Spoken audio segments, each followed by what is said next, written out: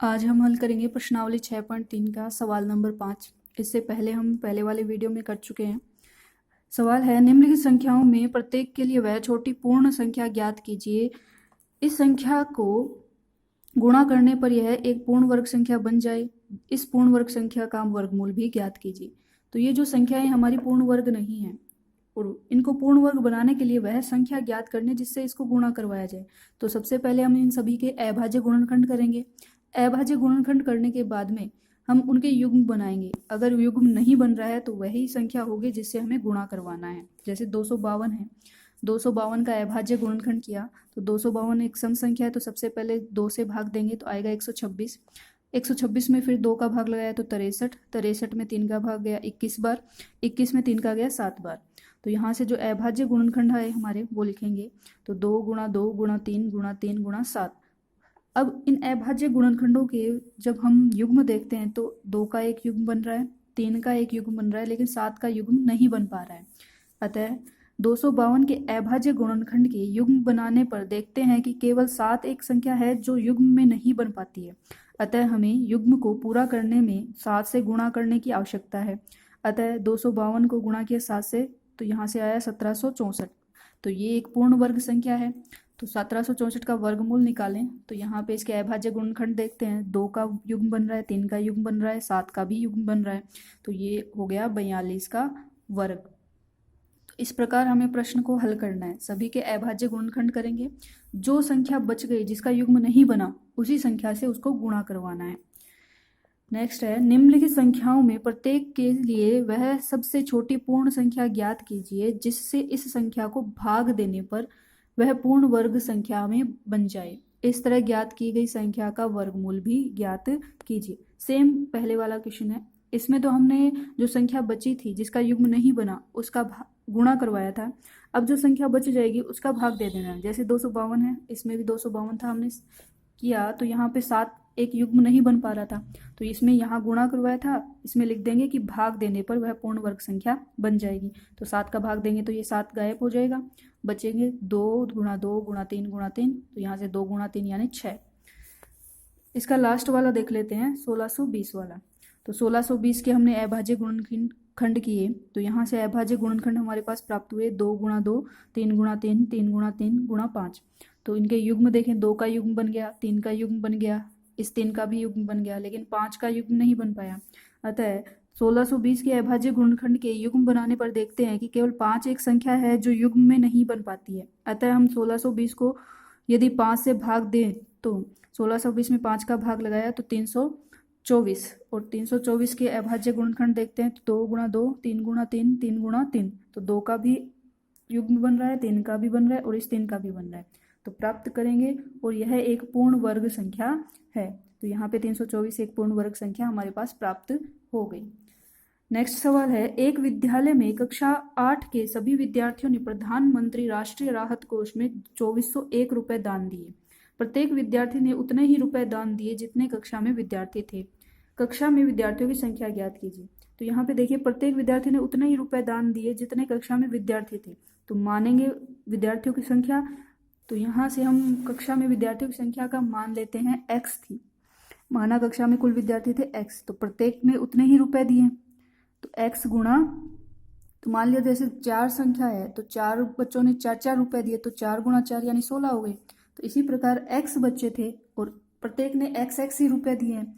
तो x रुपए प्रत्येक बच्चे द्वारा दिए गए रुपए x है। तो कुल दान कितना हुआ, x गुणा x यानी x की स्क्वायर। तो यहाँ पे प्रश्नानुसार ये बोल रहा है जो टोटल रुपए है वो इनका वर्ग ही तो है। तो x की स्क्वायर बराबर 2401, दोनों पक्षों का वर्गमूल लेने पर तो x की स्क्वायर का वर्गमूल बराबर होगा 2401 का वर्गमूल। तो x की स्क्वायर x गुणा x की स्क्वायर का गुणा करें तो खोलें तो x गुणा x होगा, और 2401 का वर्गमूल निकालें तो अभाज्य गुणनखंड करेंगे। 2400 के वर्ग अभाज्य गुणनखंड होते हैं 7 गुणा 7 गुणा 7 गुणा 7। इन दोनों का युग्म 1 बन रहा है तो ये रूट से बाहर आ जाएंगे x। यहाँ पे 2 युग्म में है 7 और 7, तो दोनों 7 बाहर आ गए। तो x का मान आ गया 49। अतः विद्यार्थियों की संख्या 49 होगी और जितने उन्होंने दान किए 49 ही रुपए प्रत्येक ने दान किया है। तो यहाँ से संख्या आई हमारी 49। सेम ऐसा का ऐसा सवाल है, एक बाग में 2025 पौधे इस प्रकार लगाए जाने कि प्रत्येक पंक्ति में उतने ही पौधे हों जितनी पंक्तियों की संख्या हो। पंक्तियों की संख्या और प्रत्येक पंक्ति में पौधों की संख्या ज्ञात कीजिए। यानी पंक्तियों की संख्या और पौधों की संख्या क्या है, बराबर है। तो यहाँ से मान लिया पंक्तियों की संख्या है x, अतः पंक्ति में पौधों की संख्या भी x है, तो कुल पौधे होंगे x गुणा x यानी x की स्क्वायर। तो प्रश्नानुसार x की स्क्वायर किसके बराबर होगा, 2025। दोनों पक्षों में वर्गमूल लेने पर x की स्क्वायर का भी रूट और 2025 का भी रूट करेंगे तो x की स्क्वायर होता है x गुणा x, और 2025 के वर्गमूल के अभाज्य गुणनखंड किए तो यह आता है 3 गुणा 3, 3 गुणा 3 गुणा 5 गुणा 5। तो इनके युग्म देखें, 3 का युग्म बन गया, इस 3 का भी युग्म बन गया, इस 5 का भी युग्म बन गया। तो एक एक बाहर निकाल लेंगे, 3 गुणा 3 गुणा 5। तो इनका गुणा किया, 3 तिया 9, 9 पंजे 45। प्रत्येक पंक्तियों की संख्या भी और एक पंक्ति में पौधों की संख्या दोनों बराबर है, और वो कितनी है, 45 है। नेक्स्ट क्वेश्चन है, वह सबसे छोटी वर्ग संख्या ज्ञात कीजिए जो 4, 9 और 10 प्रत्येक से विभाजित हो जाए। तो यहाँ से प्रत्येक का भाग जाना चाहिए, तो प्रत्येक का भाग तभी जाएगा जब इन तीनों का वो क्या हो, लैसय हो। तो यहाँ से पहले 4, 9 और 10 का लैसय लेने पर, तो 4, 9 और 10 को एक साथ लिखकर सबसे छोटी संख्या 2 का भाग देंगे। 2 का 4 में गया 2 बार, 9 में नहीं जाता, 9 का 9 आ जाएगा। 10 में गया 5 बार, फिर 2 का 2 में गया 1 बार, 9 में नहीं जाता, वो सीधा नीचे, 5 में भी नहीं जाता। 3 का भाग जाएगा, ये 1 का 1, 3, 9 का भाग गया 3 में 3 बार, 5 में नहीं जाता तो 5 आ गया। 3 का 3 में गया 1 बार, 5 का 5। अब 5 का भाग जाएगा 5 में 1 बार, तो 1 1 आ गया हमारे पास। यहाँ अभाज्य गुणनखंड पूरा हुआ। इसके जो गुणनखंड आए हैं वो हम लिख लेते हैं, 2 गुणा 2, 3 गुणा 3, 5। अब यहाँ पे इनका गुणनफल आ रहा है 180। तो यहाँ से इन 180 को हमें क्या ज्ञात करना है, वह विभाजित होने वाली सबसे छोटी वर्ग संख्या ज्ञात कीजिए जो 4, 9 और प्रत्येक से विभाजित हो जाए। सबसे छोटी वर्ग संख्या होनी चाहिए। तो यहाँ पे आप देख रहे हो 2 का युग्म बन रहा है, 3 का युग्म बन रहा है, लेकिन 5 का युग्म नहीं बन पा रहा है, अतः यह एक वर्ग संख्या नहीं है। तो 180 के अभाज्य गुणनखंड में 5 का युग्म नहीं है, अतः 5 का युग्म बनाने के लिए 180 को 5 से गुणा करना होगा। इस प्रकार प्राप्त संख्या 9, 4, 10 से विभाजित होने वाली सबसे छोटी पूर्ण वर्ग संख्या होगी। तो 180 को 5 से गुणा करेंगे तो वह संख्या क्या होगी, 900। तो 900 ऐसी संख्या है जो 9, 4 और 10 से पूर्ण रूप से विभाजित हो जाएगी और पूर्ण वर्ग संख्या भी होगी। सेम इसी प्रकार का 10वां प्रश्न है, वह सबसे छोटी वर्ग संख्या ज्ञात कीजिए जो प्रत्येक 8, 15 और 20 से विभाजित हो। तो 8 और 15, 20 का पहले लैसा निकालेंगे। तो लैसा हमारे पास आया, यहाँ से 2 का भाग लगाएंगे। सबसे पहले 8 में 4 बार गया, 15 में नहीं जाता तो 15 सीधा नीचे आएगा।